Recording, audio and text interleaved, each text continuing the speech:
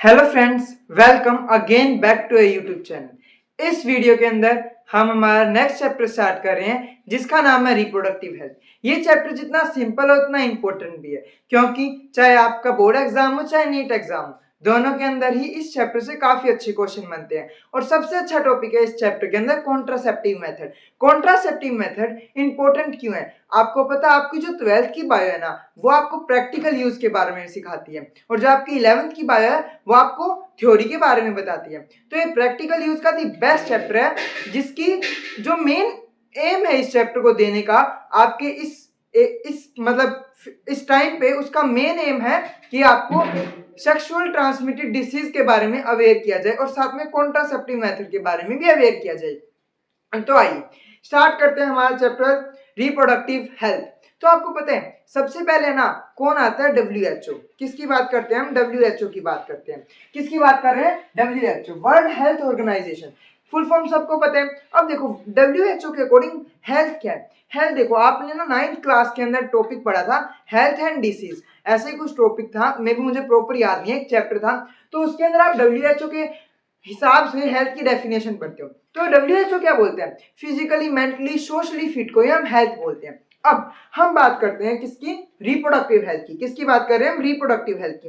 तो WHO reproductive health के बारे में क्या बोलते हैं? रिप्रोडक्टिव हेल्थ क्या है? WHO के अकॉर्डिंग रिप्रोडक्टिव हेल्थ का मतलब है अगर कोई व्यक्ति फिजिकली, सोशली, मेंटली और इमोशनली फिट हो। ठीक है, फिजिकली मतलब उसके सेक्स ऑर्गन प्रॉपर्ली डेवलप हुए हो, फिजिकली, मेंटली उसके अंदर कोई भी ऐसी धारणा ना हो कि मेरे सेक्सुअल डिजायर कम है, या जो भी बहुत धारणाएं होती है वो चीजें ना हो। फिजिकली, मेंटली, सोशली, सामाजिक रूप से उसे बलात्कारित ना किया जाए। जैसे कि आपको पता है, जब एक कपल है जो कि काफी लंबे टाइम तक, आपने एक मूवी भी देखी होगी शायद, एक पंजाबी मूवी बनी है शोकन शोक ने इस कॉन्सेप्ट के ऊपर, उसके अंदर यही दिखाते हैं, एक सीन आता है उसके अंदर, सरगुन मेहता जी की फिल्म है वो। तो क्या होता है कि भी कोई नई दुल्हन आ रही होती है, तो उस टाइम पे क्या होता है, वो बाहर दिखा किसी घर जा रहे थे, तो वो कहते हैं नई दुल्हन को कि अब तुम अंदर चलो, यहाँ बांध जाके बैठी, कि मतलब उनके बच्चा नहीं हो पा रहा, इसलिए कि इसका मुंह देखेंगे तो हमारे साथ भी ऐसा ना आ जाए। तो ये चीजें भी होती हैं जो कि सोशली लोग बहुत तरीके से परेशान करते हैं उन इनफर्टाइल कपल को। फिजिकली, सोशली, मेंटली, इमोशनल भी फिट होना चाहिए। ठीक है, उसी को हम बोलते हैं रिप्रोडक्टिव हेल्थी पर्सन है। डोंट मैटर कि उसका सेक्स ऑर्गन परफेक्टली वर्क कर रहा हो, वो सेक्सुअली हेल्दी हो, ये जरूरी नहीं है। आपको पता है क्या होता है, हम मेंटली फिट का मतलब भी क्या होता है? देखो, आपके दिमाग में प्रॉपर ये चीज होनी चाहिए, हर टाइम आपके दिमाग में यही नहीं चलना चाहिए। पता है क्या होता है कि जैसे कि हम बाहर के उस चीजों को देखते हैं, मतलब कि भी मान के चलो, जैसे कि भी हम बाहर देखते हैं कि भी ये होते हैं,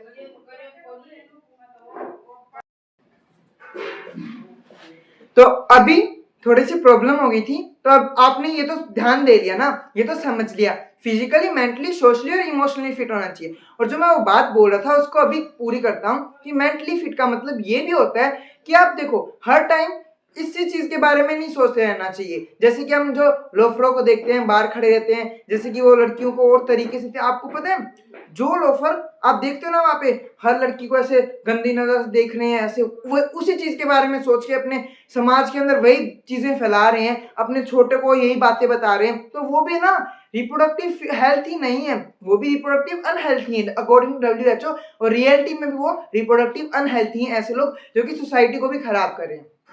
ठीक है, तो आई होप आपको WHO के अकॉर्डिंग रिप्रोडक्टिव हेल्थ की फुल फॉर्म तो पता लग गई होगी। अब आपको पता है 1947 में हमारा देश आजाद हुआ था। कब हुआ था? 1947 के अंदर, 15 अगस्त 1947, सबको पता है। अब उसी के 5 साल बाद 1951, कब देखो 1947 के बाद इंडिपेंडेंस डे आता है।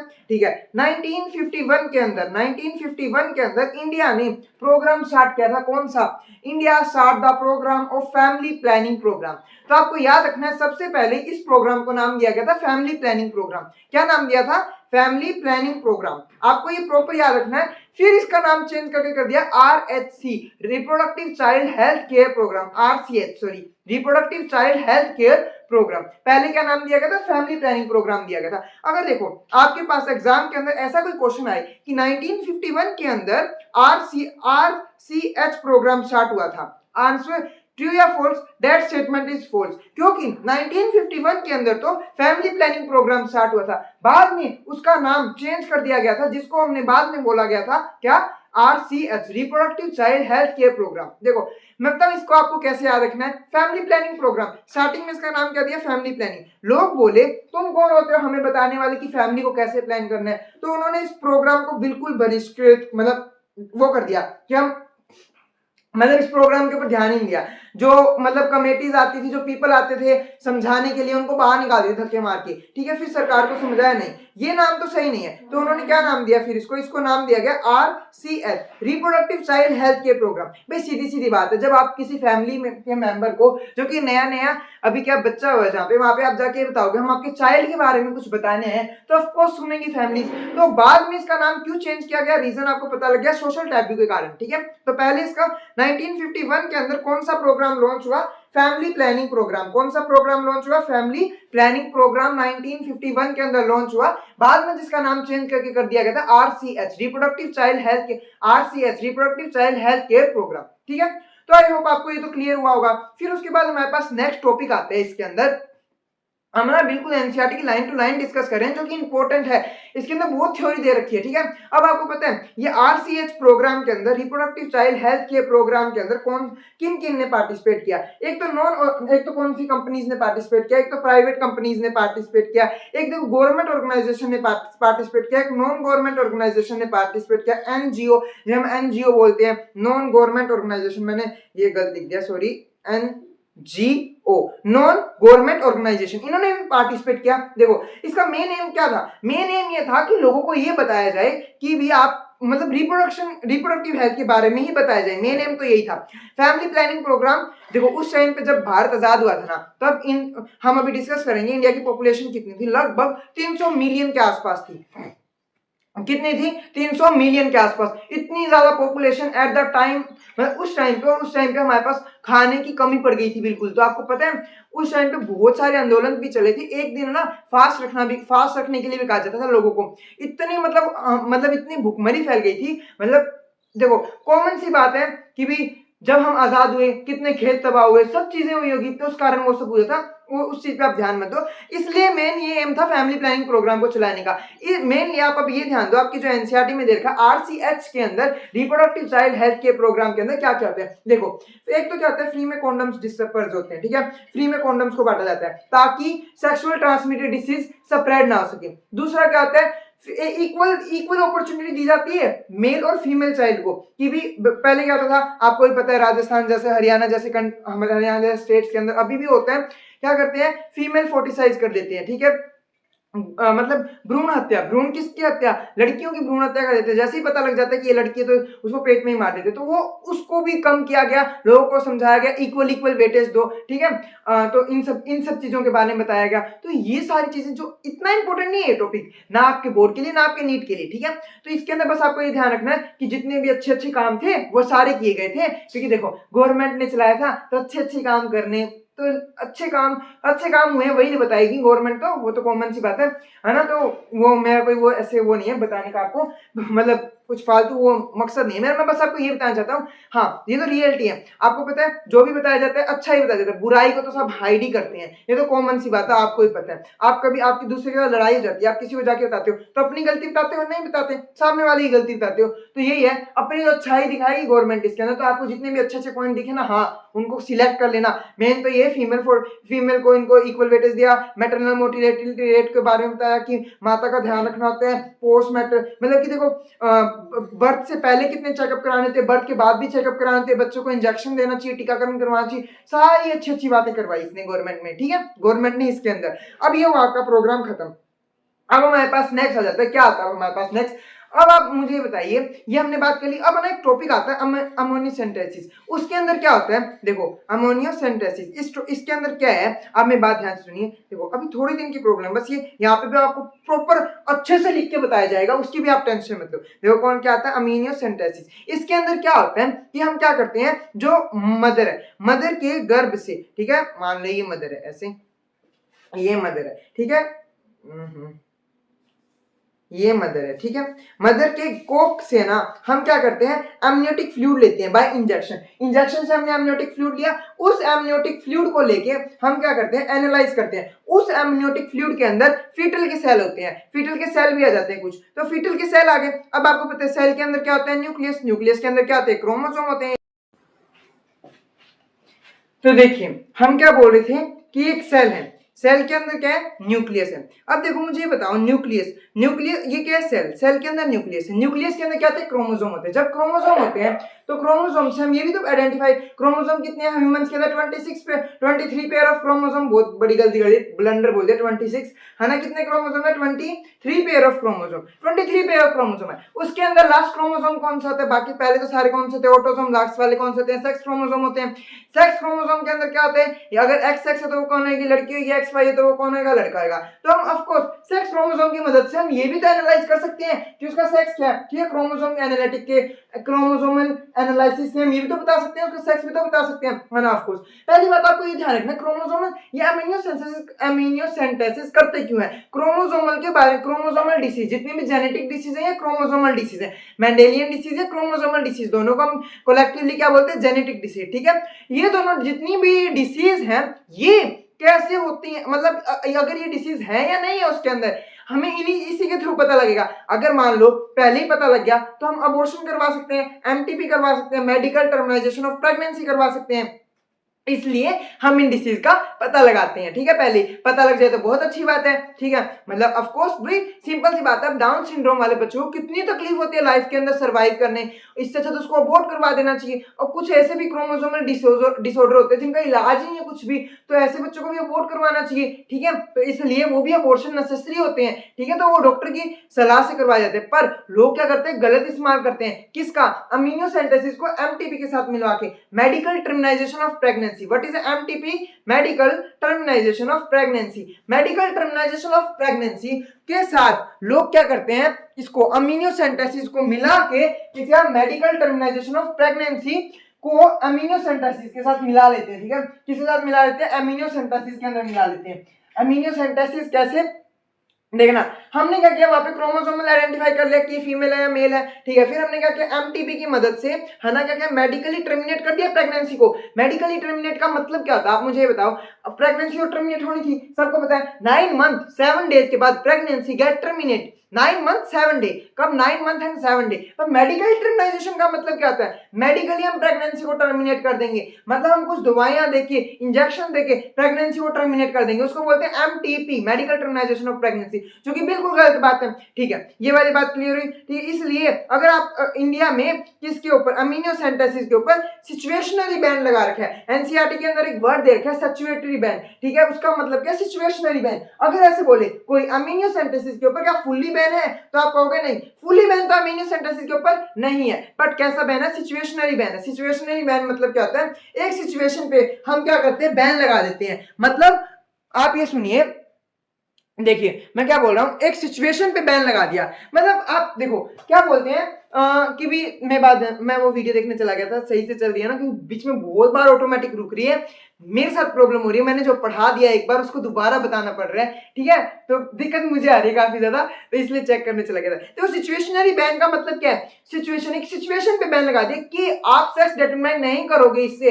अगर आपने सेक्स डिटरमाइन करके एमटीपी करवाई है, कोई रीजन नहीं था, कोई और क्रोमोसोमल डिसऑर्डर नहीं था, तो डॉक्टर के ऊपर भी केस हो सकता है, उसके मेडिकल लाइसेंस भी कैंसिल हो सकता है। तो डॉक्टर ऐसे काम नहीं करता है जनरली, ठीक है, जर्नली नहीं करता है, मैंने बोला जर्नली नहीं करता है, ठीक है। आजकल तो कलयुग है, कुछ भी चलते हैं, ठीक है। ये देखो भ्रूण हत्या, फीमेल फोर्टिसाइड इतने ज्यादा बढ़ रहे हैं, इतने ज्यादा बढ़ रहे हैं, ठीक है। अब तो काफी ज्यादा कम हो चुके हैं, काफी ज्यादा। आपको पता है जो एमटीपी की मशीन, ये सॉरी अमीनो सिंथेसिस की मशीन होती है ना, इनके अंदर सेंसिस भी लगे होते हैं, और ये जो डॉक्टर करते हैं ना, इनको आगे मतलब एक कोई कम्युनिटी के अंदर बताना भी पड़ता है, हमने इतनी एमटीपी की, इतने अमीनो सिंथेसिस किए, क्यों किए, किस लिए किए, क्या रीजन निकला, हमें वो मिला या नहीं मिला, ठीक है, तो रिजल्ट मिला या नहीं मिला, तो सारी बातें बतानी पड़ती है, वो छोड़िए अब, ठीक है। तो आपको ऑफ कोर्स अमीनो सिंथेसिस तो समझ आया होगा कि हमने एमनियोटिक फ्लूइड से सेल्स लिया, उस सेल के अंदर, उस एमनियोटिक फ्लूइड के अंदर फीटस का सेल था, फीटस के सेल को हमने एनालाइज किया, क्रोमोसोमल को देखा, क्रोमोसोम को देखने के बाद क्रोमोसोमल डिसऑर्डर जैसे डाउन सिंड्रोम, क्लाइनफेल्टर, जितने भी हम मेंडेलियन डिसऑर्डर, जेनेटिक डिसऑर्डर हम पढ़ेंगे वो सब क्लेफ्ट-फेल्ट क्लेफ्ट पैलेट मतलब जो ताल होती है ना, ताल जिसे हम बोल रहे हैं, जैसे जीभ हमारी जिस ताल से टच कर रही है, ठीक है, देखो ऐसे ना, त आप बोलते हो तो जीभ ऊपर एक हिस्से टच हुई है, इसको बोलते हैं ताल, ठीक है। वो ताल क्यों, अगर क्या होता है उस ताल के अंदर, जैसे ये ताल है मान लो, और इसके अंदर एक कट होता है, अगर वो कट कोई जेनेटिक डिसऑर्डर नहीं है, वो वैसे ही है, ठीक है। तो हम वैसे बोलते हैं क्लेफ्ट पैलेट। क्या इस डिसीज से पता लग सकता है? नहीं पता लग सकता कभी, क्योंकि वो जेनेटिक डिसऑर्डर नहीं है। अगर जेनेटिक डिसऑर्डर था तो पता लगता, ठीक है। तो कौन कौन से जेनेटिक डिसऑर्डर इस डिसीज से पता लग जाते हैं? आपको पता लग जाता है, एक तो कौन सा, down syndrome, Klinefelter Turner syndrome, है ना, और साथ में ये तो क्रोमोसोमल डिसऑर्डर हो गए। जेनेटिक डिसऑर्डर को मेंडेलियन डिसऑर्डर, जितने भी मेंडेलियन डिसऑर्डर है, ठीक है, हीमोफीलिया, सिकल सेल एनीमिया, ठीक है, थैलेसेमिया, ये सारे कौन से आपको डिसीज से पता लग जाते हैं। अब हम नेक्स्ट बात करते हैं किसकी, अब हमने ये बात कर ली, अब हम बात करते हैं सहेली की। भाई बात करो सहेली को तो सब जानते होंगे। सहेली का नाम सुनते आपके दिमाग में कौन आती है? रवीना टंडन। क्यों भाई, आजकल तो सहेली क्या है, रवीना टंडन नहीं करती है। सहेली का जो वो बाहर वाला वो पोर्शन है, उसके ऊपर भी तो, गत्ते के ऊपर भी तो रवीना टंडन की फोटो लग रखी है। महिलाओं की नंबर 1 औषधि सहेली, ठीक है। इन सब पूरा टाइम वो बोलती है किस टाइम के अंदर सहेली बेस्ट औषधि है, ठीक है, वो सब कुछ। तो भाई अब इसके अंदर क्या होता है, इसके अंदर देखो सहेली क्या है, नॉन स्टीरॉयडल पिल है, इन वंस अ वीक पिल है, हफ्ते में एक बार लेना पड़ता है सहेली को। जबकि और जितनी भी पिल्स हम यूज करते हैं किसके अंदर, कॉन्ट्रासेप्टिव मेथड के अंदर, उनको हफ्ते के अंदर लगातार लेना होता है, बस 5 दिन तो छोड़ना होता है इनको, 5-6 दिन, और इसको हफ्ते में एक बार लेना होता है। और दूसरी सबसे खास बात, ये नॉन स्टीरॉयडल पिल है, मतलब ये स्टीरॉयड नहीं कंटेन करती। देखो आपको पता है स्टीरॉयड तो हमारी बॉडी के लिए कितना हार्मफुल होता है, तो स्टीरॉयडल होना तो ये तो बहुत ज्यादा खतरनाक हो जाएगी। पर ये क्या है, नॉन स्टीरॉयडल पिल है। भाई इसका एक्शन क्या है, ये किस तरीके से एक्ट करती है फीमेल की बॉडी के ऊपर, ध्यान से देखिएगा। देखो ये है ओवरीज, देखो ये दोनों मैंने ओवरी बना दी, ठीक है। ये कौन है, ओवरी है। ओवरी से क्या निकली, फैलोपियन ट्यूब से ये फंडस। ये देखो आप डायग्राम को ध्यान से देखो, ये बन गया, ठीक है। यहाँ पे आपका क्या बन गया, ये यूट्रस आके बन गया। यूट्रस की 3 लाइनिंग होती है। ये पहली लाइन हुई, कौन सी बोला इसको हमने, पेरीमेट्रियम। फिर दूसरी लाइन हुई कौन सी, मायोमेट्रियम। फिर तीसरी लाइन को अलग से बनाते हैं, क्योंकि तीसरी लाइन के ऊपर तो एक्ट करेगी सहेली। कौन सी हुई है, एंडोमेट्रियम हुई। कौन सी लाइनिंग हुई, एंडोमेट्रियम, ठीक है। एक बार आप देखिए, ये ऐसे देखो, पहली कौन सी, ये एंडोमेट्रियम होगी। ये कौन हो गए, ये हो गए, एक मिनट, पेरीमेट्रियम, मायोमेट्रियम, और ये कौन थी, एंडोमेट्रियम थी। ये पिंक वाली को क्या है, एंडोमेट्रियम है, ठीक है। अब देखो क्या होता है, एंडोमेट्रियम के ऊपर एंडोमेट्रियम है, एंडोमेट्रियम पे एस्ट्रोजन की रिसेप्टर लगा हुआ है, ये एस्ट्रोजन का रिसेप्टर है। आपको पता है जब पहले कौन सा फेज आता है, मेंसेस आते हैं, मेंसेस के अंदर ब्लीडिंग होती है, ब्लीडिंग के बाद कौन सा, प्रोलाइफ फेज आता है, या हम फोलिकुलर फेज भी बोलते हैं। उस फोलिकुलर फेज के अंदर क्या होता है, एस्ट्रोजन आता है। एस्ट्रोजन की हेल्प से ही क्या होता है, यहाँ पे इसकी एंडोमेट्रियम की थिकनिंग होती है, यहाँ पे ब्लड वेसल ठीक हो जाती है, ठीक है, ताकि उस खून से बच्चे को सींचा जाएगा, ठीक है। यहाँ पे एस्ट्रोजन को क्या, एस्ट्रोजन रिसेप्टर है, ये एस्ट्रोजन, यहाँ पे एस्ट्रोजन आएगा, ठीक है। अगर मान लो मैंने क्या किया, इस एस्ट्रोजन रिसेप्टर को I will get modify this estrogen receptor, इस रिसेप्टर की मैंने शेप चेंज कर दी ऐसी, then now this receptor become this like, but estrogen then अब क्या होगा, एस्ट्रोजन क्या, एस्ट्रोजन हार्मोन है, वो यहाँ पे आके अटैच नहीं हो पाएगा। तो एस्ट्रोजन हार्मोन जब यहाँ पे आके अटैच नहीं हो पाएगा, तो अब देखो क्या आएगी, एंडोमेट्रियम की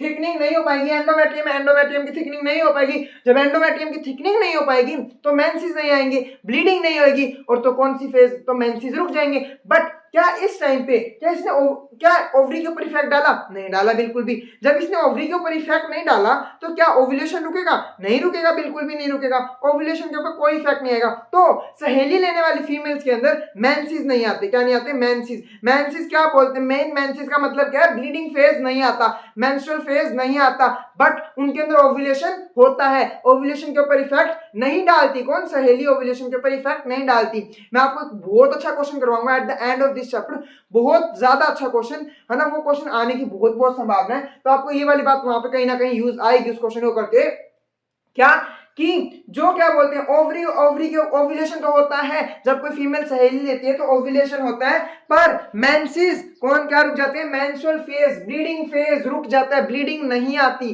ठीक है। ये वाली बात ध्यान रखना आप, ठीक है। तो आई होप इतना तो क्लियर हुआ होगा आपको। सहेली हमने पूरी डिस्कस कर ली, वहां पे क्या बोलते हैं, कॉन्ट्रासेप्टिव के अंदर हम सहेली अब डिस्कस नहीं करेंगे, ठीक है। तो अब मेरी बात ध्यान से सुनिए, ये बात हुई सहेली की। अब हम बात करते हैं पॉपुलेशन की। मैं ना प्रॉपर एक टेबल बना देता हूँ पॉपुलेशन की, आपको ना इस टेबल को याद रखना है। एनसीईआरटी में दे रखा, आप एनसीईआरटी में साइड के अंदर जो जगह है ना वहाँ पे इस टेबल को बना लेना, क्योंकि टेबल बहुत ज्यादा हेल्प करेगी। देखो ये यहाँ पे हम ऊपर की तरफ लिखेंगे इंडिया की पॉपुलेशन, नीचे की तरफ हम लिखेंगे वर्ल्ड की पॉपुलेशन। ये इंडिया की पॉपुलेशन, यहाँ वर्ल्ड की पॉपुलेशन। देखो यहाँ पे मैं लिखता हूँ इंडिया, यहाँ पे 1.2, यहाँ पे 1, यहाँ पे 3, ठीक है।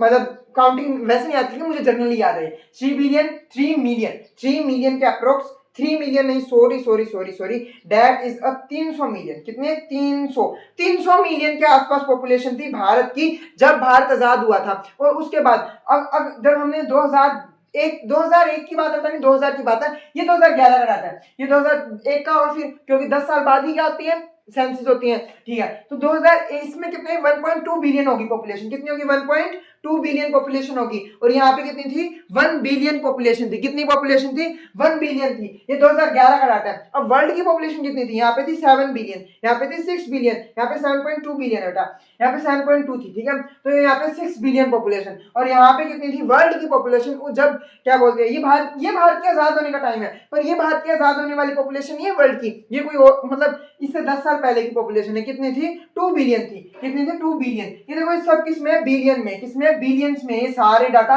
ये बिलियन, ये बिलियन, ये मिलियन में। 300 मिलियन थी कब, जब भारत आजाद हुआ था। तो आपको ये बात ध्यान रखनी है, ये डाटा याद रखने, ये डाटा याद रखने, एग्जैक्ट एज इट इज याद रखने आपको। और लेटेस्ट डाटा आप गूगल से वेरीफाई कर सकते हो, क्योंकि सेंसस हो चुके हैं, कोरोना के कारण रुक गए थे, पॉज हो गए थे, अब स्टार्ट हो चुके हैं, स्टार्ट क्या कंप्लीट हो चुके हैं। तो आप देख सकते हो, अब तो भारत ने चाइना को भी पीछे छोड़ा था पॉपुलेशन के अंदर। आपने 6 और 1 वाला रेशियो देखा था, 6 बिलियन तो वर्ल्ड की थी, और जब भारत की कितनी थी 1 बिलियन थी। तो इसको देख के आपको क्या समझ आता है, इसको देख के आपको ये समझ आना चाहिए कि जब हर एक इंसान, मतलब आप टोटल 6 लोगों को देख रहे हो, उनमें से एक व्यक्ति को ना भारतीय, भारत ने अब चाइना को पॉपुलेशन के अंदर पीछे छोड़ दिया। वर्ल्ड का सबसे विश्व में सबसे ज्यादा जनसंख्या भारत देश के अंदर ही है, ठीक है। तो आप ये बात अच्छे से याद रखना। तो हर 6 में से एक इंसान भारतीय है, ठीक है। और किसमें पॉपुलेशन है, बिलियंस में चल रही है, ठीक है। तो आई होप आपको ये डाटा भी क्लियर हुआ होगा, ये सब चीजें भी समझ आई होगी। अब हम एक पॉइंट की बात करते हैं। हमने आरसीएचआई पढ़ा था ना, reproductive child health care programme. भाई वो लाइन बताने को तो मैं आपको वहां पे भी बता सकता था, पर वहां नहीं बताई मैंने। आरसीएच की एक लाइन है, reproductive child health care programme.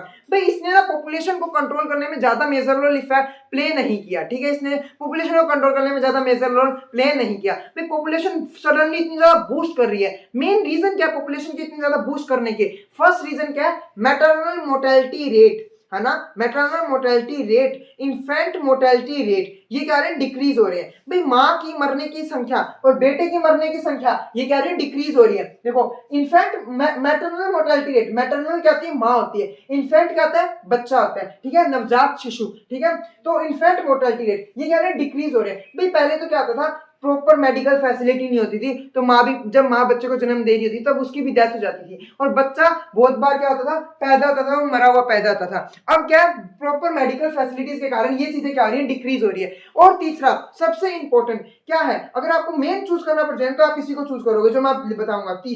तीसरा क्या है कि जो लोग किसमें रिप्रोडक्टिव एज के हैं, रिप्रोडक्टिव एज मतलब 18 टू 21 ईयर के एज के लोग, ये पॉपुलेशन के अंदर ऐड हो रहे हैं, ठीक है। Reproductive age people, aged people get add into population, ये वन शॉट है, तो इसके अंदर बिल्कुल ऐसे सब कुछ लिखा नहीं जाएगा। Reproductive age people get ads into population, ठीक है, ये वाली बात आप ध्यान रखना। 3 ये कारण थे, और आपको वो तो समझ आया था कि क्या, कि आरसीएचआई ने रिप्रोडक्टिव हमारे पॉपुलेशन को कम करने में इतना कोई मेजर इफेक्ट नहीं प्ले किया। हम कॉन्ट्रासेप्टिव की बात इसलिए करेंगे क्योंकि भाई आरसीएचआई तो कर नहीं पाई इतना सब कुछ, तो कॉन्ट्रासेप्टिव के बारे में अवेयर करना पड़ेगा ना लोगों को, तभी तो पॉपुलेशन कम होगी। पॉपुलेशन कम करना भी तो जरूरी है। आपको पता है आपकी लाइफ ना गवर्नमेंट के हाथ में ऐसे है, ऐसे, वो हम किसी और वीडियो के अंदर बात करेंगे, कभी आपको अच्छे से समझ आएगा, ठीक है। ये वाली बात आपको आई होप क्लियर हुई होगी। अब मुझे आप ये बताओ, ये हुआ, अब हम किसकी बात कर रहे थे, एक लाइन और रहेगी। आपको पता है लेस देन 2%, कितना, लेस देन 2%। देखो ये तो देखो, लेस मतलब कम, ये देखो 2 से कम मतलब 2 क्या, 2 से तो क्या होगा, देखो सुनो, सॉरी देखो 2 क्या है, ज्यादा, ये देखो ये बड़ा कौन है, 2, ठीक है। तो ऐसे लेस देन 2%, कितने, less than 2%, less than 2%, less than 2% people get add into population. ये ना पहले 1.7 था, अब इसको 2% कर दिया नई वाली एनसीईआरटी के अंदर। तो इसको हम ऐसे लिखो लेस देन 2%, एनसीईआरटी ने लेस देन भी लिखा है भाई, पहले 1.7 था तो लेस देन आप ध्यान रख सकते हो कि कमी है, 2 से तो कमी है ना, 1.7 तो 1.987 कुछ हुआ होगा। तो less than 2% people get add in population. इसका मतलब क्या है, देखो हर 20 में, हर 1000% के अंदर, हर 1000% के अंदर, हजार कितने 1000% के अंदर 20 से भी कम लोग ऐड हो रहे हैं पॉपुलेशन में। 20 से भी कम लोग क्या आ रहे हैं पॉपुलेशन के अंदर ऐड हो रहे हैं। तो ये सब आपका इस चैप्टर का मेन बेसिक पॉइंट सारा क्लियर हुआ। अब हम बात करते हैं कॉन्ट्रासेप्टिव मेथड की, जो कि इस चैप्टर का मेन और सबसे इंपॉर्टेंट पॉइंट है, जहां क्वेश्चन बनेगा ही बनेगा नीट के अंदर। कॉन्ट्रासेप्टिव मेथड भी दिमाग में लाती है, आपके दिमाग में ना क्या कॉन्डोम्स आ जाते हैं, बट जो कि बिल्कुल गलत है भाई। कॉन्ट्रासेप्टिव मेथड बस ओनली वो ही नहीं है, वो तो क्या है, बस और बस बैरियर मेथड है, ठीक है। अब हम बात करते हैं सारे कॉन्ट्रासेप्टिव मेथड की। देखो कॉन्ट्रासेप्टिव मेथड की बात करने से पहले आपको ये ध्यान रखना चाहिए कॉन्ट्रासेप्टिव मेथड कैसे होने चाहिए। एक आइडियल कॉन्ट्रासेप्टिव मेथड कैसा होता है, कौन सा contraceptive method, ideal contraceptive method. एक ideal contraceptive device, ideal contraceptive device कैसा होता है, डिवाइस कैसा होता है। आइडियल कॉन्ट्रासेप्टिव डिवाइस की क्या क्या खास बात होनी चाहिए, देखो कैसे सुनोगे, मेरी बात ध्यान से सुनो। एक तो भाई वही सारी खास बात होनी चाहिए जो आपको चाहिए। एक कॉन्ट्रासेप्टिव मेथड है जो आपकी सेक्सुअल डिजायर के साथ इंटरफेयर कर रहा है, क्या आप उसे यूज करोगे, नहीं। तो पहली बात वो आपकी सेक्सुअल डिजायर के साथ इंटरफेयर नहीं करना चाहिए। दूसरी बात वो रिवर्सिबल होना चाहिए, भाई आपका जब मन किया उसको रिवर्सिबल कर सकते हो, ठीक है, उसको हटा सकते हो, ठीक है। कोई और कॉन्ट्रासेप्टिव मतलब आपको मान लो कि भी आपको आगे चिल्ड्रंस करने, तो आप क्या करो उस कॉन्ट्रासेप्टिव मेथड को हटा दो। पर क्या स्टरलाइजेशन मेथड जो हम पढ़ेंगे अभी उसके अंदर ऐसा नहीं हो पाता, तो आइडियल कॉन्ट्रासेप्टिव मेथड के अंदर कम ही काउंट होता है, ठीक है। लीस्ट आइडियल कॉन्ट्रासेप्टिव मेथड टिक करने के बाद तो स्टरलाइजेशन मेथड को टिक करना, वो भी आपको समझ भी आ जाएगा क्यों। तो इसके क्या रिवर्सिबल होना चाहिए, गुड रिवर्सिबिलिटी होनी चाहिए इसकी, ठीक है। दूसरा चीपली मतलब सस्ता होना चाहिए, ज्यादा महंगा कॉन्ट्रासेप्टिव मेथड होगा कौन यूज करेगा। तो आपके 3 पॉइंट हो गए, ठीक है। फोर्थ पॉइंट कौन सा होता है कि आपके पास ये क्या होना चाहिए, सेक्सुअल डिजायर वाली बात हमने कर ली, ठीक है। और फोर्थ पॉइंट क्या है कि भाई आपको मतलब कि भाई यही बात है, देखो जितनी भी आपको हेल्थ मतलब आपके रिप्रोडक्टिव ऑर्गन के साथ कोई इंटरफेरेंस नहीं होना चाहिए इसका, जब चाहे आप इसे रिमूव करो। सेल्फ इंसर्टिंग होना चाहिए, क्यों, जिससे क्या होती है आपको प्राइवेसी मिलती है। देखो अब कोई औरत आईयूडीज लगाने जाती है तो आधी दुनिया को पता लग जाते हैं, ठीक है, but as compare to anyone use a condom, तो वो दुनिया को नहीं पता लगता, क्यों, क्योंकि वो क्या है प्राइवेसी मेंटेन भी करते हैं कॉन्ट्रासेप्टिव डिवाइस, ठीक है। कुछ डिवाइस ऐसे भी होते हैं, तो दैट्स वाई क्या आना चाहिए, ये क्या आना चाहिए, आपकी प्राइवेसी को मेंटेन रखना चाहिए। ये सारे रीजन है कॉन्ट्रासेप्टिव मेथड के आइडियल, ये सब चीजें होनी चाहिए जिससे हम क्या बताएंगे कॉन्ट्रासेप्टिव डिवाइस क्या है, आइडियल है, ठीक है। अब हम बात करते हैं कॉन्ट्रासेप्टिव डिवाइसेस की, कौन कौन से कॉन्ट्रासेप्टिव डिवाइस है। तो हम बात करेंगे टोटल 4 से 5 कॉन्ट्रासेप्टिव डिवाइस की। पहला हमारा नेचुरल मेथड, कौन सा मेथड है, नेचुरल मेथड, नेचुरल प्राकृतिक रूप से। देखो नेचुरल मेथड के अंदर क्या है भाई, आप मेरी बात ध्यान से सुनो। नेचुरल मेथड, फर्स्ट मेथड है नेचुरल मेथड, कौन सा मेथड है, नेचुरल मेथड। तीन तरीकों से हम यूज कर सकते हैं। पहला क्या है, लैक्टेशनल एनेमोनोरिया, ठीक है, मैंने पता नहीं क्या प्रोनाउंसिएट किया था, लैक्टेशनल एनेमोनोरिया, ठीक है। उसके अंदर क्या होता है, लैक्टेशन का मतलब है दूध पिलाना। जब एक बच्चा पैदा होता है तो माँ क्या करती है, उसकी फीडिंग करती है, उसको मिल्क देती है, ठीक है। वो दूध उसके वो दूध कौन से हार्मोन के कारण बना है, प्रोलैक्टिन हार्मोन के कारण बना है ना। अब वो हार्मोन जब देखो वो हार्मोन है इतना ज्यादा क्वांटिटी में, अब होता है प्रोलैक्टिन हार्मोन कमी कर देता है, किसको, प्रोलैक्टिन हार्मोन एफएसएच और एलएच को डिक्रीज कर देता है, किसको, एफएसएच और एलएच को डिक्रीज कर देता है प्रोलैक्टिन हार्मोन। जब प्रोलैक्टिन हार्मोन इसको डिक्रीज कर देगा तो ओव्यूलेशन नहीं हो पाएगी, ओवम नहीं बन पाएगा, तो क्या नहीं हो पाएगा, आगे प्रेगनेंसी नहीं हो सकती। तो ये भी तो एक कॉन्ट्रासेप्टिव का मेथड, कॉन्ट्रासेप्टिव डिवाइस हो गया ना, कौन, लैक्टेशनल एनेमोरिया, ठीक है। तो ये भी एक कॉन्ट्रासेप्टिव का डिवाइस हो गया। अब इसके अंदर ओव्यूलेशन हो रही है क्या, नहीं हो रही, नहीं हो रही है, तो ध्यान रखना इसके अंदर ओव्यूलेशन नहीं होती, ओव्यूलेशन के साथ इंटरफेयर करता है ये, ठीक है। तो ये देखो ये बात ध्यान रखना। बट ये कब तक एप्लीकेबल है, ये प्रेगनेंसी के 6 में, देखो जब बच्चा पैदा हो चुका है उसके 6 महीने बाद तक ये एप्लीकेबल है। 6 महीने तक क्या होता है कि भी किस हार्मोन की सबसे ज्यादा क्वांटिटी रहती है, प्रोलैक्टिन बहुत ज्यादा रहता है। जब इंसेंट लैक्टेशन होता है, इंसेंट मतलब बहुत ज्यादा लैक्टेशन हो रहा है, जब मदर की ब्रेस्ट से बहुत ज्यादा मिल्क इजेक्ट हो रहा है, उस टाइम पे क्या होता है, इसकी क्वांटिटी, प्रोलैक्टिन की क्वांटिटी बहुत ज्यादा रहती है। अगर मान लो प्रोलैक्टिन की क्वांटिटी बहुत ज्यादा है तो अब इसको किसको, एफएसएच और एलएच को डिक्रीज करेगा, एफएसएच और एलएच डिक्रीज होंगे तो ओव्यूलेशन नहीं हो पाएगा, तो क्या आएगा, अब वो ये मेथड भी तो एक्ट करना है एज ए कॉन्ट्रासेप्टिव, तो इसके ऊपर एक्ट करता है, ठीक है। आपको ध्यान रखना है 6 महीने तक ये एप्लीकेबल है, यूं नहीं। अब आपने तो ये भी सुना होगा कि मम्मियां बोलती है कि नहीं हमने तो 2 साल का हो गया, जब स्कूल से आया तब भी मैं दूध पीता था, तो क्या तब तक एप्लीकेबल है? नहीं नहीं नहीं, ये ओनली एप्लीकेबल है अप टू 6 मंथ, ठीक है। ये बात ध्यान रखना। तो फर्स्ट मेथड नेचुरल का आपको ध्यान होना चाहिए, लैक्टेशनल एनेमोनिया, एनेमोनिया, ठीक है। ये बात आपको ध्यान होगी, आई होप आपको ये क्लियर हुआ होगा। फिर सेकंड मेथड आपके पास होता है कोइटस इंटरप्शन मेथड या विड्रॉल मेथड बोलते हैं। कोइटस इंटरप्शन, जब कोइटस हो रहा है, ठीक है, उस टाइम पे हमने इंटरप्ट कर लिया, मतलब जब सडनली स्पर्म का इजैकुलेशन होने का होता है, जब मेल पार्टनर को पता लग जाता है तो वो विड्रॉल कर लेते हैं पेनिस को।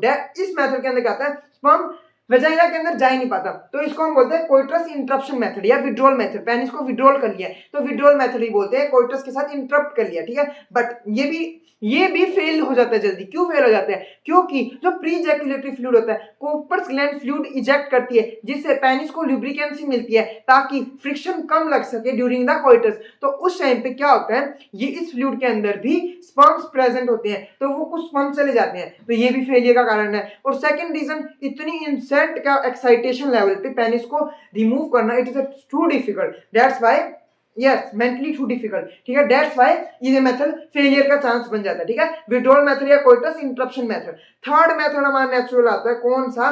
Periodic abstinence method. Periodic abstinence method या इसको हम कैलेंडर मेथड भी बोलते हैं। इस मेथड के अंदर पता क्या होते हैं, देखो हम देखते हैं कि मान लो आज ब्लीडिंग हुई, आज 1 जनवरी है, 1 जनवरी को फीमेल की ब्लीडिंग हुई, ठीक है, मेंसेस आए, 1 जनवरी को ब्लीडिंग हुई, 2 से 3 दिन तक ब्लीडिंग होगी, 5 जनवरी तक मान लो। अब 5 जनवरी से लेके आप देखना 14 डे पे half of the menstrual cycle पे क्या होती है, ओव्यूलेशन होती है। तो आपको पता है 14 तारीख को ओव्यूलेशन होगी, तो हम क्या करेंगे, 10 से लेके 17 तारीख तक कोइटस नहीं करेंगे, अवॉइड करेंगे, ठीक है, ताकि पहले भी और बाद में भी उसकी मतलब देखो आपको पता है स्पर्म की लाइफ साइकिल स्पर्म का लाइफ स्पैन 2 दिन से 3 दिन का होता है। तो अगर मान लो 10 तारीख को जा रहा है, 11, 12, 13, अगर मान लो 14 को ओव्यूलेशन हो रहा है, ठीक है, और वो स्पर्म चला गया 12 को, 13, 14, उस दिन तो रुक सकता है, 2 दिन तो उसका लाइफ स्पैन होता है, तो वो वहां पे फिर फ्यूज करवा देगा। तो दैट्स व्हाई स्पर्म की लाइफ स्पैन के अनुसार हम इसको पूरा अच्छे से देखिए, कैलेंडर मेथड 10 से 17वें दिन तक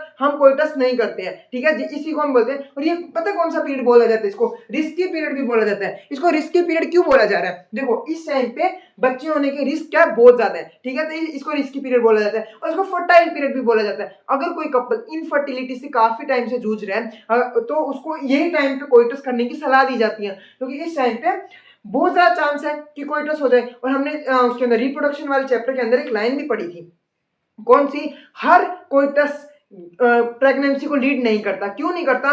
क्योंकि जो उसका मिलना उनका एग्जैक्ट साइमल्टेनियसली दोनों का एक साथ ओवम और स्पर्म का साइमल्टेनियसली मिलना हर बार पॉसिबल नहीं है। That's why all coitus does not lead to pregnancy. ये आपको आई होप समझ आएगा। तो नेचुरल मेथड तीनों के तीनों क्लियर हुए। अब हम बात करते हैं, देखो नेचुरल मेथड का मेन एम क्या है, इसके अंदर क्या करते हैं हम, उनकी फिजिकल मीटिंग को रोकते हैं। किसका क्या है, एनसीईआरटी की लाइन है, physical meeting of sperm and ovum को हमने रोक लिया। देखो यहाँ पे हम स्पर्म और ओवम को मिलने ही नहीं दे रहे, और आपको पता है सबसे ज्यादा chance of failure this method के ही रहते हैं। हमने रीजन भी डिस्कस किए हर एक के, भैया पेरियोडिक एब्सिशन में भी चांस ऑफ फेलियर तो है ही, और देखो लैक्टेशन एनेमोनिया के अंदर भी तो है ही, है ना, उसके अंदर भी तो ये है कि भी कब 6 महीने एग्जैक्ट 6 महीने थोड़ी ना रहेगा, हार्मोन का भी अंदर बॉडी के अंदर क्या चेंज आ जाए, कब आ जाए, किसी को नहीं पता।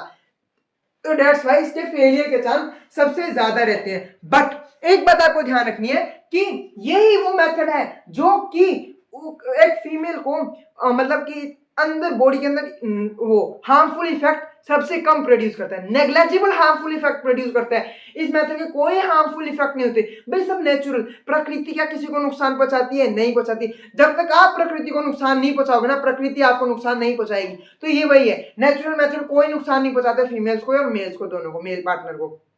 ये हुआ हमारा फर्स्ट मेथड, हुआ नेचुरल मेथड। उसके बाद नेक्स्ट सेकंड मेथड हमारे पास आता है, कौन सा आता है second method? Second method is that, second method क्या आपका, ये वाला, कौन सा, ये हम बोलते हैं बोलते हैं कौन सा, नेचुरल मेथड। और ये कौन सा है, बैरियर मेथड, बैरियर मेथड, ठीक है, बैरियर मेथड। अब इन मेथड के अंदर क्या है, बैरियर मेथड के अंदर देखो, बैरियर का मतलब क्या होता है, रुकावट। बैरियर का मतलब क्या होता है? रुकावट। अब हम रुकावट पैदा करेंगे, जैसे कि आपको पता है सबसे पहले कॉन्डोम्स आते हैं। देखो, निरोध जो फ्री में डिस्पर्स किया जाता है किसके द्वारा? एक नॉन गवर्नमेंट ऑर्गेनाइजेशन है मे बी, है ना, वो इसको फ्री में डिस्पर्स करती है निरोध को, ताकि सेक्सुअली ट्रांसमिटेड डिसीज कम हो सके। देखो, कॉन्डोम सबसे ज्यादा बेस्ट है। क्यों बेस्ट है? क्योंकि ये सेक्सुअल ट्रांसमिटेड डिसीज को ही बचाते हैं। इसके अंदर बैरियर मेथड के अंदर हम 3 और पढ़ेंगे जो कि फीमेल्स यूज करती है। देखो, मेल कॉन्डोम फीमेल कॉन्डोम दोनों मिलती है। देखो, आपको दोनों डायग्राम भी दिखे होंगे एनसीईआरटी के अंदर, ऊपर वाला मेल है, नीचे वाला फीमेल का है, ठीक है। वो फीमेल साइड से बंद है, वो आपको लग रहा है कि दोनों साइड से ओपन है, दोनों साइड से ओपन नहीं है, वो बंद है एक साइड से, ठीक है। तो वो होता है। तो आपको पता है ये वाली बात आपको ध्यान रखनी है। ये क्या होता है? और आपको पता है कॉन्डोम्स कहां लगाए जाते हैं? वजाइना में, not at insert at cervix. Cervix में नहीं लगाए जाते। कहां लगाए जाते हैं? वजाइना के अंदर लगाए जाते हैं, ठीक है। सर्विक्स के अंदर नहीं लगाए जाते, ठीक है। तो आपको ये बात ध्यान रखना। आपको पता है ये कहती है किसकी? रबड़ की एक शीट होती है, थिन शीट होती है, थिन मोटी नहीं होती, पतली होती है, ठीक है। थिन रबड़ की शीट होती है और ये नॉन रीयूजेबल होता है। अब ऐसे नहीं बोलना नहीं हम तो धोखे इस्तेमाल कर लेते हैं, नहीं, ये वो नहीं है, आप नहीं कर सकते, मतलब ये नहीं हो सकता। कर सकते हो आप, आपका भरोसा नहीं है, बट ये अगर पेपर में टिक करना जाए तो नॉन रीयूजेबल है, ठीक है। जबकि अब बाकी 3 रीयूजेबल होते हैं। कौन से? डायफ्राम, वोल्ट्स, कैप, ये तीनों क्या होते हैं? रीयूजेबल होते हैं। मेल और फीमेल दोनों, ये कॉन्डोम्स क्या होते हैं? दोनों के लिए होते हैं, मेल एंड फीमेल। पर डायफ्राम, वोल्ट्स, कैप, ये तीनों चीज किसकी होती है? Only for female. और ये कहीं लगाई जाती है? ये लगाई जाती है ये कहां लगाई जाती है? सर्विक्स के ऊपर लगाई जाती है, ठीक है। सर्विक्स पे ध्यान रखना। कॉन्डोम्स कहां लगाए जाते हैं? वजाइना के ऊपर लगाए जाते हैं। और ये डायफ्राम, वोल्ट्स, कैप कहां लगाए जाते हैं? सर्विक्स में इंसर्ट की जाती है, ठीक है। और देखो क्या हुआ इससे। अब देखो, आप सोच के देखो, सर्विक्स में लगा दी, पेनिस अंदर गया, अब स्पर्म इजैकुलेट हुए, तो आगे तो वो ढक्कन लगा हुआ है। देख, बोतल का अगर ढक्कन बंद है तो आप पानी डाल लो, क्या बोतल में पानी जाएगा? नहीं जाएगा। कॉमन सी बात है, बस यही है, ठीक है। तो ये वाली बात समझ आई आपको, आई होप। आपको पता है 7 मेन बैरियर मेथड के अंदर जो डायफ्राम, वोल्ट्स और कैप इस्तेमाल करते हैं, इनके अंदर क्या होता है? इनके साथ हम स्पर्मिसाइड, फीमेल स्पर्मिसाइड क्रीम भी यूज करती है। स्पर्मिसाइड क्रीम क्या करती है? स्पर्म को खाने लग जाती है, जिससे क्या होती है? इसकी और भी ज्यादा इफेक्टिव होने लग जाता है ये मेथड, ठीक है। तो ये बात आप ध्यान रखना। और आपको एक और बात ध्यान रखनी है। आप सीधा सा सोच के देखो, आप अपनी बॉडी के अंदर, कॉमन सी बात है, एक वेजाइना के सर्विक्स के साइडों में क्रीम लगा रहे हो, स्पर्मिसाइडल क्रीम, क्या वो आपकी बॉडी को नुकसान नहीं देगी? देगी ना।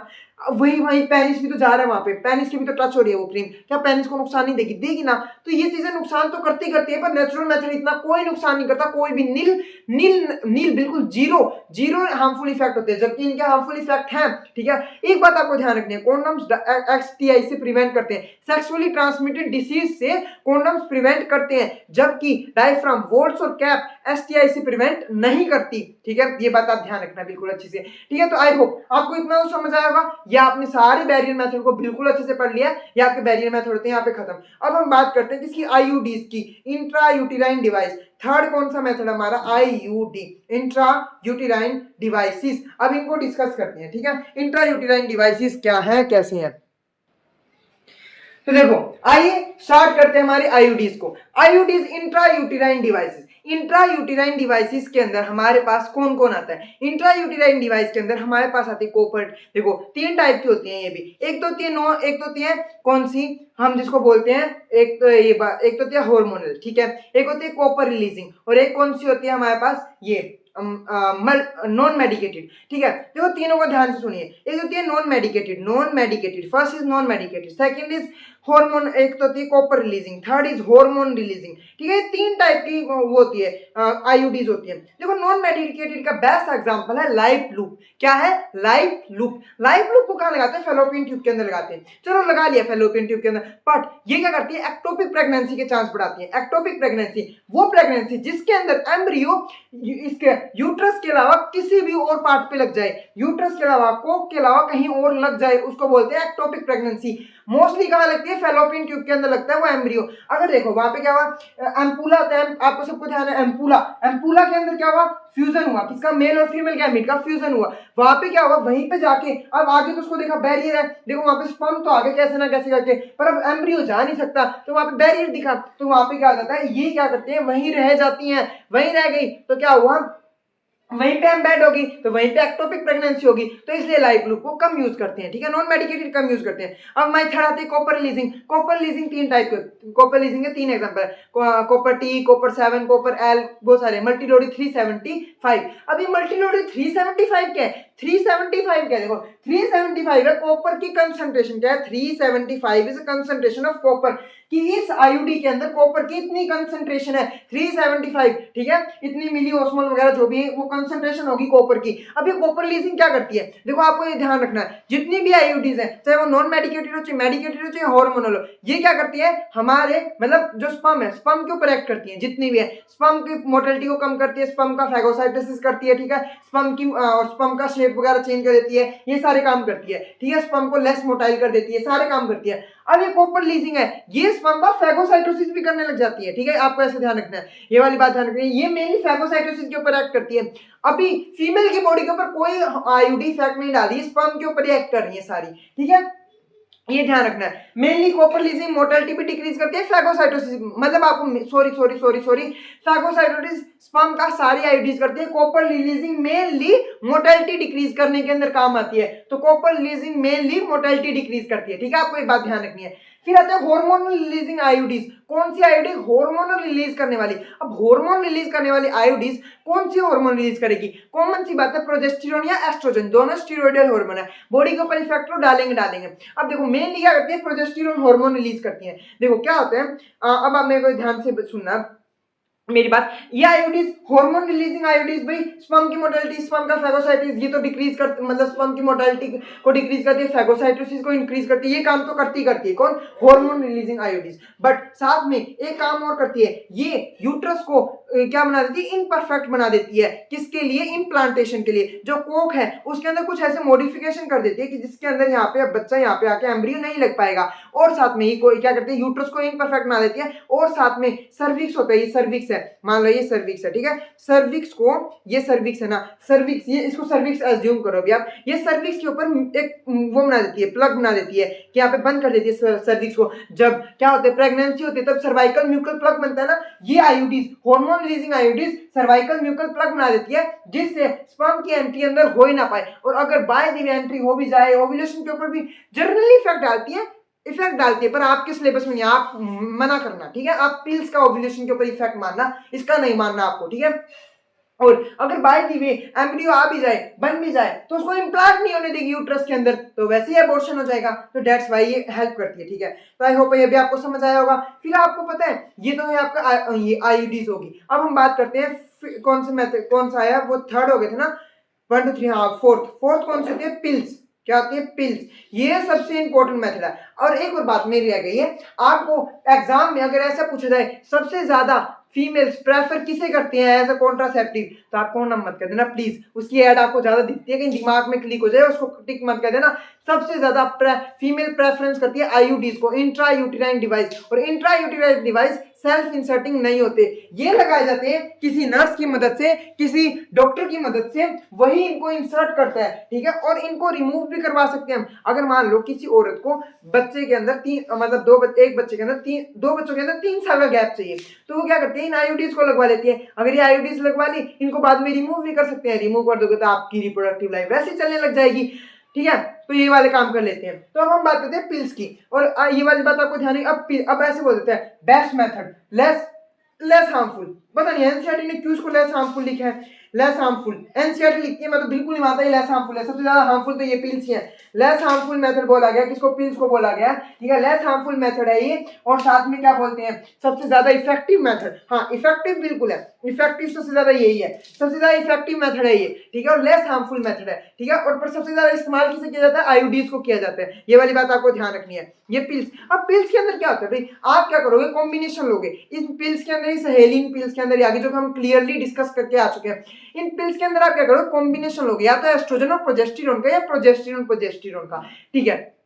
अब क्या होता है high level of progesterone can decrease the level of FSH and LH, जब एफएसएच और एलएच का लेवल डिक्रीज हो जाएगा तो उस टाइम पे क्या नहीं हो पाएगा, जब एफएसएच और एलएच का लेवल डिक्रीज हो गया तो आप मुझे एक बात बताओ, तो देखो एफएसएच और एलएच का लेवल जब डिक्रीज हो गया तो उस टाइम पे क्या नहीं हो पाएगा, ओव्यूलेशन नहीं हो पाएगा, और जब ओव्यूलेशन नहीं हो पाएगा तो कॉमन सी बात है फिर तो प्रेगनेंसी कैसी हो पाएगी। तो दैट्स व्हाई ये मेथड को भी इफेक्टिव मेथड बोला जाता है। भाई ओव्यूलेशन ही नहीं होने दे रही है तो चांसेस ही क्या प्रेगनेंसी होने के, तो that's why it is a effective method. कौन सा, पिल्स वाला। ठीक है, तो आपको ये समझ आया।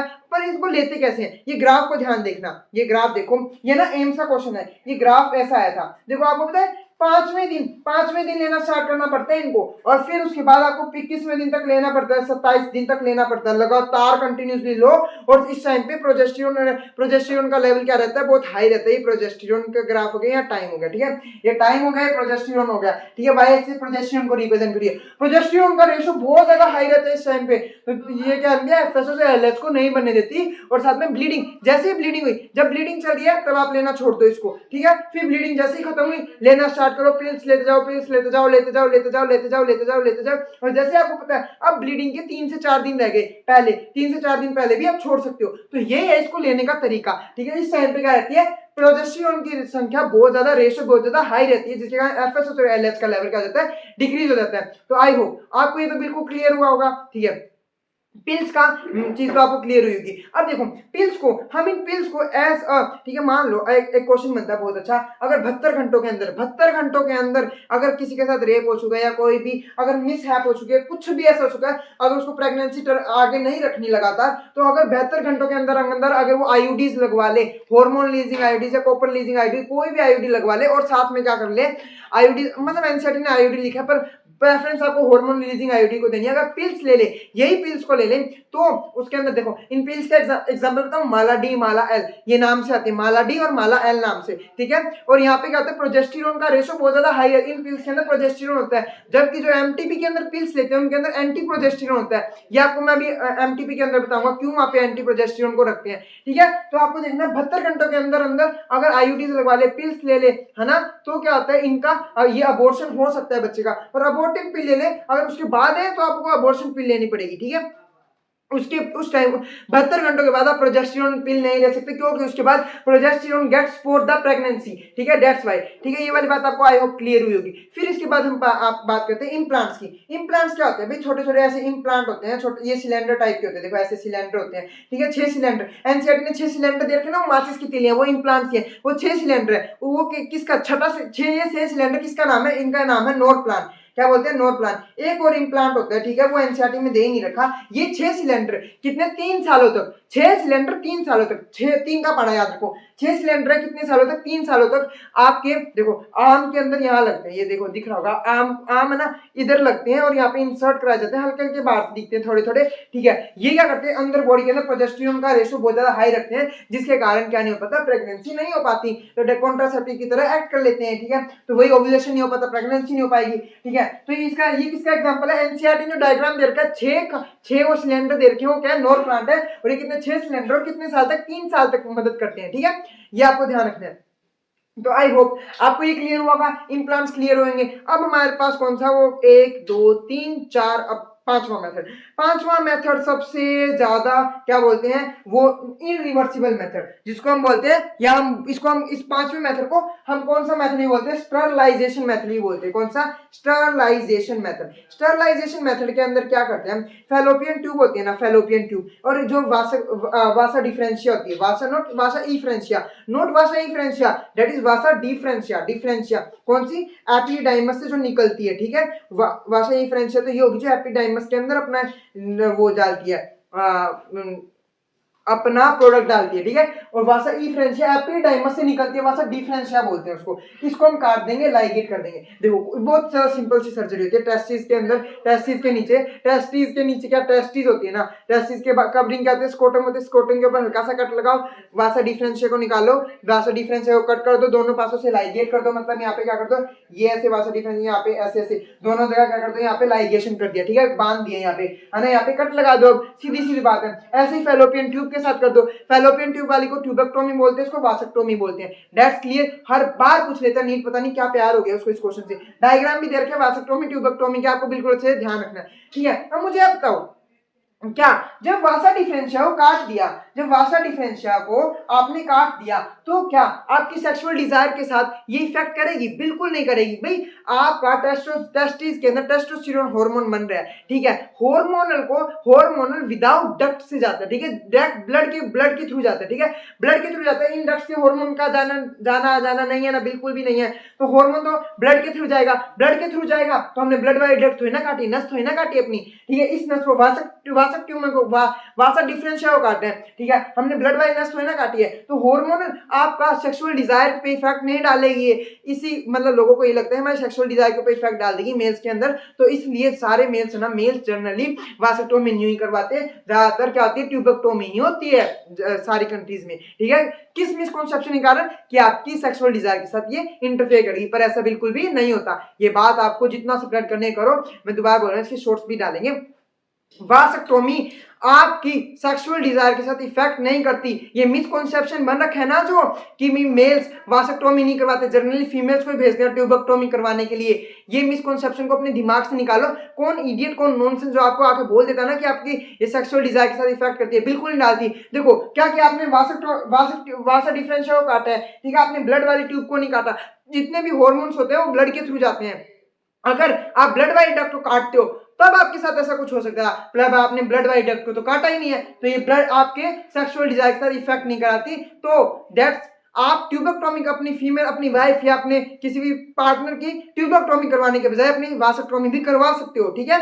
तो ये वाली बात थी, तो ये तो अपने शॉर्ट्स के लिए बनाया, ठीक है। तो यहाँ से आप क्लिक करके आप लोग भी करना, सारा काम मुझे ही करना पड़ेगा क्या, ठीक है। तो वासेक्टोमी, ट्यूबेक्टोमी, स्टरलाइजेशन के मेथड हुए भाई। अब सारी बात होगी, हमने सारे कॉन्ट्रासेप्टिव मेथड को डिस्कस कर लिया। तो इतनी अच्छे है कॉन्ट्रासेप्टिव मेथड? नहीं, आपको पता है इसके हार्मफुल इफेक्ट तो देखने पड़ेंगे अपने को, क्योंकि जनरली लोग यूज करते हैं कॉन्ट्रासेप्टिव मेथड, पर इनके हार्मफुल इफेक्ट भी देखो। जैसे मैंने वहां पे आपको स्पर्मिसाइड क्रीम के बता दिए थे, पता है ब्रेस्ट कैंसर, फीमेल्स के अंदर जो ब्रेस्ट होती है ना, वहां पे कैंसर भी करवा देते हैं। ब्रेस्ट कैंसर के लिए रिस्पॉन्सिबल भी होते हैं कौन से, ये सारे कॉन्ट्रासेप्टिव मेथड्स, ठीक है। ब्रेस्ट कैंसर के लिए रिस्पॉन्सिबल होते हैं, आपकी सेक्सुअल डिजायर के साथ कहीं ना कहीं तो इंटरफेयर करते ही रहेंगे, है ना। आपकी बॉडी के अंदर बहुत हार्मफुल इफेक्ट भी डालते हैं, तो हार्मफुल इफेक्ट भी इनके बहुत सारे होते हैं। तो आपने ना यहाँ पे सारे कॉन्ट्रासेप्टिव मेथड डिस्कस कर लिए। अब हमारे तीन टॉपिक रह गए, एमटीपी और हमारे कौन से रह गए, एक रह गया हमारा एमटीपी, सेकंड हमारा सेक्सुअली ट्रांसमिटेड डिसीज रह गया एसटीआई, एसटीडी, और फिर थर्ड हमारा रह गया इनफर्टिलिटी। ये 3 टॉपिक रह गए, बिल्कुल छोटे छोटे हैं। अभी हम इनको शुरुआत फिनिश कर लेते हैं, ठीक है।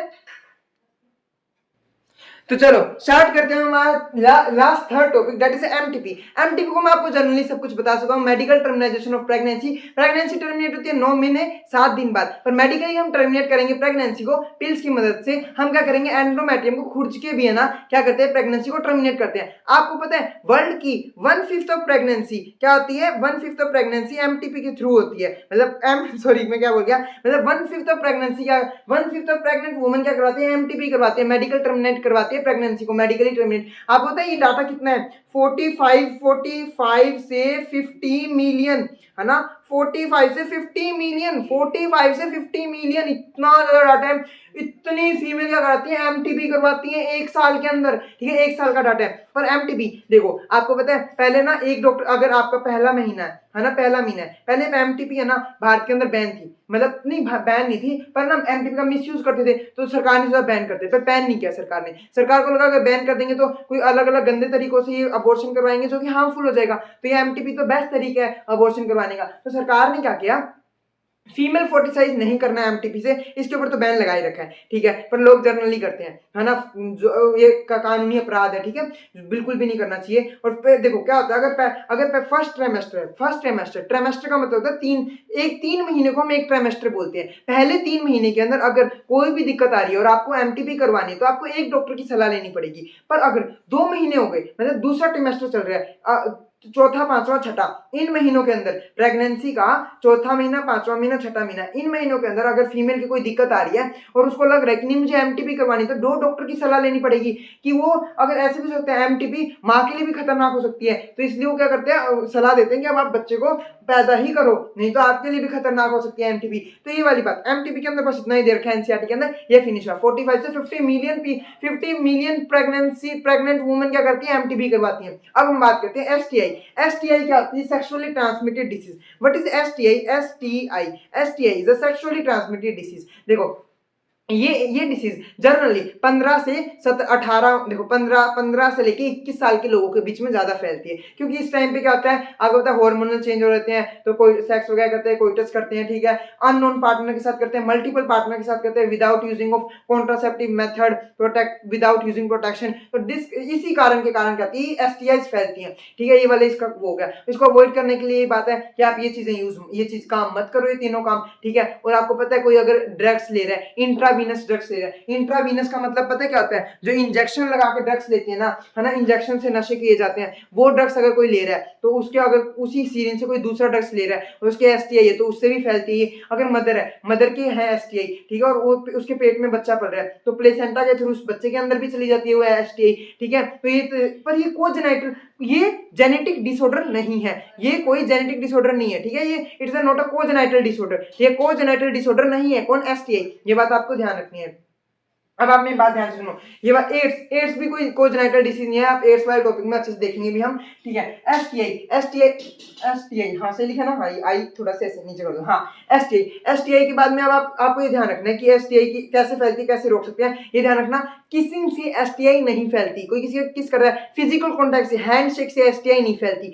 3 एसटीआई है ना, जेनिटल हाइपर, जेनिटल हाइपर, है ना, हेपेटाइटिस बी और कौन सी, एड्स, ये तीनों एसटीआई क्या नहीं होती, क्यूरेबल नहीं है। बाकी जितनी भी एसटीआई है अगर टाइम से पहले अगर हमें पता लग जाए जल्दी से जल्दी तो हम उनको क्यूरेबल कर सकते हैं, सही कर सकते हैं, पर इन तीनों एसटीआई को हम क्यूरेबल नहीं है, ये क्यूरेबल नहीं है, ठीक है। बाकी सारी एसटीआई जनरली क्यूरेबल होती है, ठीक है। अब देखो, अब इनके हम इफेक्ट देखते हैं। एक तो होते हैं पहले वाले इफेक्ट, अर्ली इफेक्ट, फर्स्ट होते हैं अर्ली इफेक्ट, सेकंड होते हैं लेट इफेक्ट, लेट कॉम्प्लिकेशन। देखो पहले वाले जो अर्ली इफेक्ट होते हैं ना, फीमेल के अंदर तो पता ही नहीं लगता कि एसटीआई है, उसके अंदर तो सिम्टम लेस लेती है जनरली फीमेल, तो मेल के अंदर क्या होता है, मतलब कि पेनिस के आर बार फुंसियां होने लग जाती है, ठीक है, साथ में और भी चीजें, मतलब कि फ्लूइड डिस्चार्ज होने लग जाता है और पेनिस इरेक्शन के अंदर कमी आने लग जाती है और ऐसी ऐसी फालतू की चीजें होने लग जाती है, उससे कुछ सिम्टम्स लगते हैं अपने को। लेट इफेक्ट के अंदर तो देखो pelvic inflammatory disease, PID PID, ये यहाँ पे आएगा लेट कॉम्प्लिकेटेड इफेक्ट के अंदर। पेल्विक इन्फ्लेमेटरी डिसीज, तो पेल्विक रीजन है ना, पेल्विक तो पेक्टोरल हो गया, पेल्विक नीचे वाला वो स्वेल हो जाता है, फूल जाता है, तो वो भी फूल जाता है, ठीक है, बिल्कुल स्वेल हो जाता है, पेल्विक इन्फ्लेमेशन, सूजन आ जाती है पेल्विक रीजन के अंदर, तो ये लेट कॉम्प्लिकेशन है। तो और भी क्या, एक्टोपिक प्रेगनेंसी हो जाती है, स्टील बर्थ होने लग जाता है। स्टील बर्थ का मतलब क्या होता है, बच्चा मरा हुआ पैदा होना, बच्चा कहता है मरा हुआ पैदा होने लग जाता है अगर किसी फीमेल की एसटीआई है, ये सब प्रॉब्लम फेस करनी पड़ती है। तो आई होप एसटीआई इतनी थी आपको क्लियर हुई होगी। पर एसटीआई के अंदर ये भी है कि कौन सी वायरल, कौन कैसे फैलती है, मतलब वायरल एसटीआई, बैक्टीरियल, ये सारी है ना, मैं आपको वहां लिखवाऊंगा डिसीज वाले चैप्टर में, वहां पे जितनी बीमारी है ना, आपको जितनी भी सिलेबस के अंदर ओवरऑल जितनी भी है सबको मैं एक साथ लिखवा दूंगा, बैक्टीरियल वायरल सारी कौन सी वहीं याद कर लेना, ठीक है, ये वाली बात ध्यान रखना। अब हमारा लास्ट टॉपिक रह गया, डेट इज इनफर्टिलिटी। कौन सा टॉपिक रह गया, infertility, very simple topic and very अच्छा, बहुत अच्छा टॉपिक है। अच्छा टॉपिक पता है क्यों है, क्योंकि बहुत सारे कपल है जो कि इनफर्टिलिटी से जूझ रहे हैं। देखो इनफर्टिलिटी कैसे पता लगता है ये इनफर्टाइल है, अगर देखो 2 साल हो गए, है ना, आप लगातार विदाउट कोई कॉन्ट्रासेप्टिव मेथड के 2 साल से कोई टेस्ट कर रहे हो और आप बच्चा नहीं हो पाया तो आप क्या हो, इनफर्टाइल हो, ठीक है। तो इनफर्टिलिटी, और आपको पता है ना इनफर्टिलिटी हम स्पर्म की मोटिलिटी वगैरह भी चेक करते हैं, 60% स्पर्म क्या होते हैं, प्रॉपर शेप का होना चाहिए, उनके 40% क्या होने चाहिए, क्या हाईली विग्रेसली मोटाइल और मोटाइल होने चाहिए, ठीक है, ये भी हम ऐसे भी चेक करते हैं, ये मतलब स्पर्म की मोटिलिटी पता लगती है, स्पर्म मेल इनफर्टाइल है कि फीमेल इनफर्टाइल है ये भी पता लग जाती है। देखो इनफर्टिलिटी कोजेनाइटल भी हो सकती है, ठीक है, कि देखो मान लो क्या वो देखो क्रिप्टोऑर्किडिज्म, मतलब कहता है हिडन टेस्टिस, टेस्टिस क्या रहती है, ऊपर ही नहीं रह जाती, जब एक टेस्टिस ऊपर रह गई, है ना, नीचे नहीं आई, डिसेंटेशन ऑफ टेस्टिस नहीं हुआ, ठीक है, तो ऊपर हाई टेम्परेचर के कारण वो क्या स्पर्म नहीं बना पाती, क्योंकि हमारे स्कोटम के अंदर टेस्टिस लोअर बॉडी के नीचे हमारी बॉडी से अलग रहती है, क्योंकि उसको 2 से 3 1 से 1.5 से 2% 2 डिग्री सेल्सियस कम टेम्परेचर चाहिए रहता है स्पर्म को बनाने के लिए, अगर टेस्टिस ऊपर ही रहेगी तो स्पर्म नहीं बन पाएगा, ठीक है, तो ये वाली बात ध्यान रखना। ये देखो कोजेनाइटल होगी, मेंटली, सोशली, इमोशनली, देखो किसी भी तरीके से ये क्या होती है, एसटीआई हो सकती है, ठीक है, तो आपको एसटीआई नहीं, इनफर्टिलिटी किसी भी कारण से हो सकती है, आपको एक बात ध्यान रखना है, ठीक है। अब आप मेरे को एक बात बताओ, इनफर्टिलिटी के बारे में हम एक और बात करते हैं। देखो ये सारी बात हुई, अब इनफर्टिलिटी को करेक्ट कैसे किया जाए, आर्टिफिशियल रिप्रोडक्टिव टेक्नोलॉजी मदद करती है इनफर्टिलिटी को करेक्ट करने में। कैसे इनफर्टिलिटी को करेक्ट करवाती है, आर्ट, देखना आर्ट के अंदर ना दो मेथड है, एक तो होता है इंट्रा, देखो एक उससे पहले एक बात और ध्यान रख लो कि अगर आप आर्ट वगैरह नहीं करवा पा रहे तो आप क्या करो, बच्चों को गोद ले लो ना, या आप सैरोगेसी भी करवा सकते हो, सैरोगेसी मेथड है, और बच्चों को गोद लो। भाई इतने सारे अनाथ बच्चे हैं, ये भी तो बहुत अच्छा काम है भाई, किसी बच्चे को गोद लेना है ना, तो बच्चे को गोद लो, ठीक है। तो आपको ना अगर वो शोकन शोकने मूवी देखोगे तो उसके अंदर भी आपको ये बात बताई जाएगी, कहीं ना कहीं शिक्षा दी जाएगी कि बच्चे को गोद भी तो ले सकते थे आप, आपने इतने बड़े पंगे किए, ठीक है। अब वो तो छोड़ो उस मूवी की बात, पर आर्ट आर्ट अब हमारा लास्ट टॉपिक रह गया और फिर हमारा चैप्टर टोटली फिनिश हो जाएगा। अब आर्ट की बात सुनो, वो जो मैंने 2 साल वाली बात बताई ना, वो समरी के अंदर दे रखी है, मैंने पूरी समरी रीड कर ली है, उसके अंदर बस वही लाइन थी जो थ्योरी के अंदर नहीं दे रखी, बाकी सारी लाइनें थ्योरी के अंदर दे रखी है, तो मैंने आपको बता दी। और रिप्रोडक्शन वाले चैप्टर में कोर्टिसोल वाली लाइन थी, वो मैंने आपको बता दी है, ठीक है। तो अब आपको समरी भी रीड करने की जरूरत नहीं है। अब आर्ट के अंदर, आर्ट ना 2 टाइप की होती है, एक तो देखो कैसी होती है, एक तो आपने जिसके अंदर क्या करोगे आप एक इंट्रा यूटिरा, एक sorry IVF, IVF intra IVF intra in vitro fertilisation, एक तो इन विट्रो मतलब बॉडी के बाहर, और इन विवो एक तो इन विवो, विवो मतलब बॉडी के अंदर। 2 टाइप की फर्टिलाइजेशन करवाते हैं हम आर्ट के अंदर, इन विवो और इन विट्रो। इन विवो होता है बॉडी के अंदर, इन विट्रो होता है बॉडी के बाहर। देखो अब 3 टाइप के होते हैं इन विवो के अंदर, इन विट्रो के अंदर बॉडी के बाहर वाले में ICHI intra cytoplasmic sperm injection, एक होता है IUT इंट्रा यूटेराइन ट्रांसफरेशन, एक होता है GIFT zygote in GIFT GIFT zygote intra GIZIFT zygote intrafallopian transfer, ठीक है।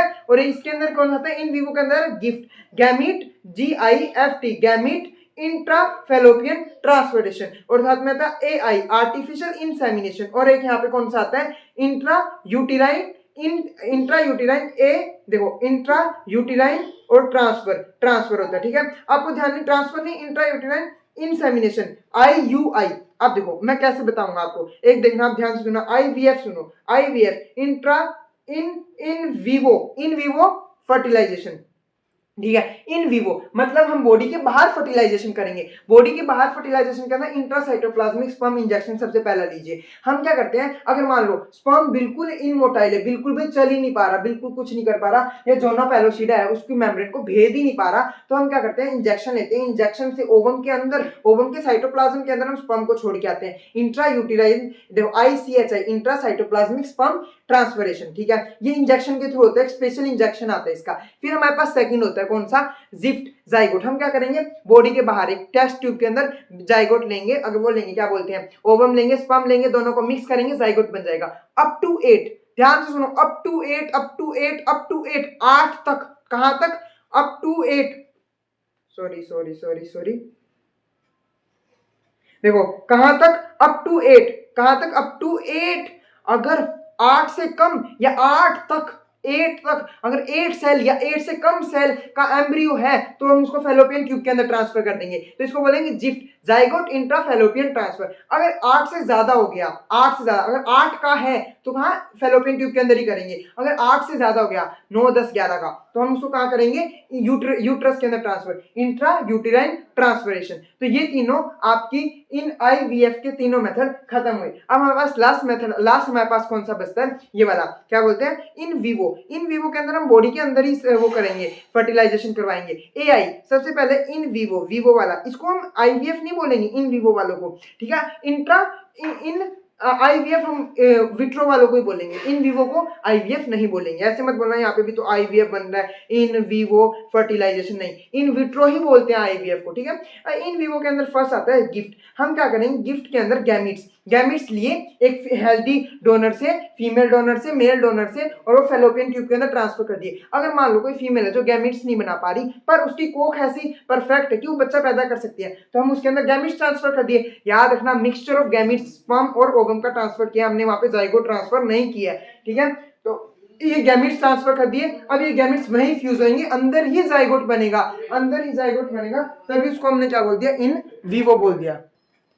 देखो, तो गिफ्ट के अंदर हम ये करेंगे, गैमेट्स को ट्रांसफर कर देंगे, जाइगोट को ट्रांसफर नहीं करेंगे, जाइगोट तो अंदर ही जाके बनेगा बॉडी के, तभी तो इन विवो बोला है, ठीक है। फिर हमारे पास लास्ट बचता है एआई, एक हमारे लास्ट सेकंड हमारे पास एआई, आर्टिफिशियल इंसेमिनेशन। हम क्या करेंगे, स्पर्म को इंसेमिनेट कर देंगे। देखो स्पर्म है, अगर पेनिस इरेक्ट नहीं हो पा रहा और कोई प्रॉब्लम है तो हम स्पर्म लेंगे और क्या करेंगे, इसकी वेजाइना या सर्विक्स के अंदर छोड़ के आएंगे। और अगर एआई से भी काम नहीं चल रहा तो हम IUI, इंट्रा यूटेराइन इंसेमिनेशन, देखो वो आता है IUT, ट्रांसफर तो हम करते हैं जाइगोट को और इंसेमिनेशन हम करते हैं स्पर्म का, ठीक है। IUI इन विवो है और ये IUT क्या है, इन विट्रो है, IVF है, ये IVF के अंदर आती है। ट्रांसफर हम किसका करते हैं, जाइगोट का, इंसेमिनेशन हम किसका करते हैं, स्पर्म का।